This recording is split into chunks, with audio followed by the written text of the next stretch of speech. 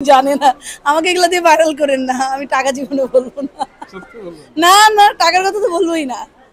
অনেক গরম, but definitely good.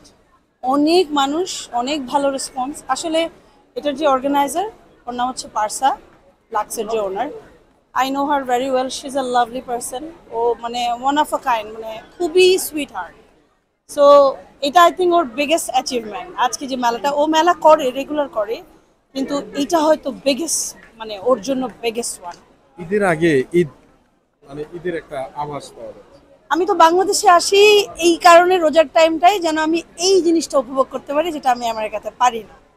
আপনি তো জানেন আমি আমেরিকায় থাকি, সো আমেরিকাতে তো ঈদের ঈদের দিন হয়তো বুঝি না, ঠিক চাঁদ রাত বোঝা যায় ওইখানে, কিন্তু এখানে তো এভরিডে ঈদের ঈদের মতো মনে হয়। আমি কিন্তু খালি মেলায় মেলায় ঘুরি ভালো ভালো জিনিস কেনার জন্য, কারণ আপনারই তো আছে।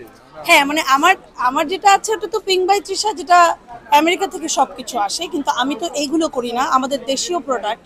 আপনি দেখেন আমি দেশীয়, তারপরে পাকিস্তানি, ইন্ডিয়ান।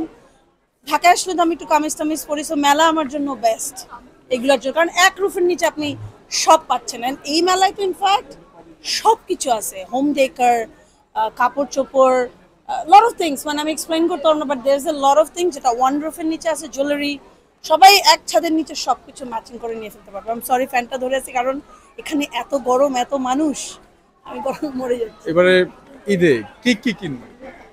কি কিনবেন? এবার ঈদে অলরেডি কতগুলো কিনেছি বলেন, কত গিফট পেলাম, কত কিছু কিনলাম। কত টাকার কিনেছেন? না, আমি টাকা তো মেনশন করবো না, আপনি জানেন না, আমাকে এগুলো দিয়ে ভাইরাল করেন না, আমি টাকা জীবনে বলবো না। সত্যি বলবেন? না না, টাকার কথা তো বলবোই না। শুনলাম 2 লাখ প্লাস। আপনি শুনছেন, আপনি ভুল শুনছেন, 2000 প্লাস। আমেরিকা থেকে কবে আসা হয়েছে? আসছি ঠিক রোজার একদিন আগে। এবার ঈদ কি বেশি হবে? ইনশাল্লাহ ফ্যামিলির সাথে এখানে ঈদ করে যাবো। আজকে শ্বশুর বাড়িতে দাওয়াত ছিল, এই যে আমার ননদ, সো দাওয়াত খেয়ে জাস্ট এখানে এসেছি মেলার জন্য, কারণ পার্সা সবসময় ইনভিটেশন পাঠায়, অনেক মানে রেসপেক্ট করে। ও চাচ্ছিল আমি এটাতে অ্যাটেন্ড করি, ব্যাটে বলে টাইমিংয়ে সব কিছু মিলে নাই, এই জন্য আমি আর করি নাই, বাট ইচ্ছা ছিল আমারও করার। দুইটা অ্যাকচুয়ালি দুই রকম।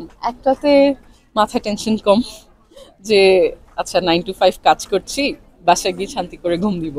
আর একটাতে দিনের বেলা হয়তো অত কষ্ট নেই, মানে সব ভোরে উঠতে হবে এরকম কোনো বাধ্যবাধকতা নেই, কিন্তু রাতের ঘুম হারাম হয়ে যায়, টেনশন থাকে। হ্যাঁ, কারণ আমার নিজের ইনভেস্টমেন্ট, নিজের সময়, সবই তো আমার নিজের একার উপর। ভালো, এটাই করতে চেয়েছি, শখ ছিল, শখ থেকে আস্তে আস্তে এটা ব্যবসা হয়ে দাঁড়িয়েছে। সো অবভিয়াসলি আমি মোস্টলি অনলাইনেই করি এবং অফলাইনে এক্সিবিশনসগুলোতে পার্টিসিপেট করি। তো আমার যেহেতু নিজের ডিজাইন করা, আমার নিজের ক্রিয়েশন, দেখা যায় যে অনলাইনের থেকে অফলাইন এক্সিবিশনসের সামনাসামনি দেখে রেসপন্সটা বেটার আসে। আমার তো ভালোই লাগে। ইটস অনেক বড় একটা প্ল্যাটফর্ম, কম্পিটিশন অনেক, কিন্তু যদি নিজের ক্রিয়েটিভিটি ইউজ করা যায়, ডেফিনেটলি স্কোপ আছে।